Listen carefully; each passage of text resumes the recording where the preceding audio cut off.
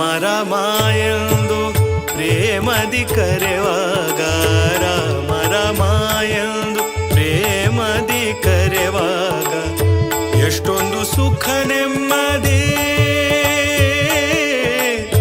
ಎಷ್ಟೊಂದು ಸುಖ ನೆಮ್ಮದಿ ಬದುಕಿನಲ್ಲಿ ಮಾಯವಾಯಿತು ಬೇಗುದಿ, ಬದುಕಿನಲ್ಲಿ ಮಾಯವಾಯಿತು ಬೇಗುದಿ. ಸದ್ಗುರು ಕೃಪೆಯ